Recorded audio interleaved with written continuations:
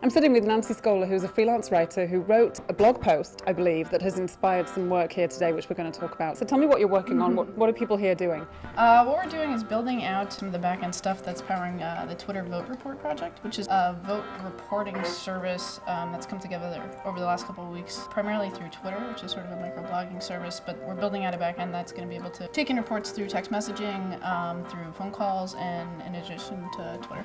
So TwitterVoteReport.com is this really cool way where it's a decentralized mechanism to monitor your polling site and let the nation know exactly what's going wrong or what's going right with your polling site.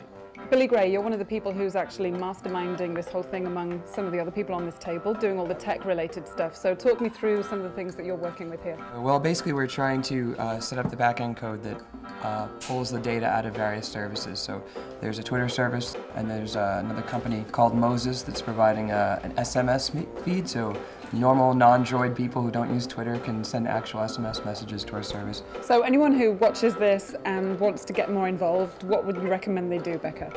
Folks should go to twittervotereport.com. The site there will give you information. You can download a toolkit that will help you engage in election protection efforts on the ground on November 4th. People can Twitter to #VoteReport anything that they're witnessing on the ground in terms of long lines or broken machines or anything that looks like voter suppression. We're going to have a dynamic map on the site that will aggregate all of this information and present it in real time. I think this is the only project that has this data in real time as a resource for the media and for organizations who have volunteer networks doing election protection. I think most of us haven't even ever met in person, but a lot of great minds involved with this, and hopefully it'll make an impact on November 4th.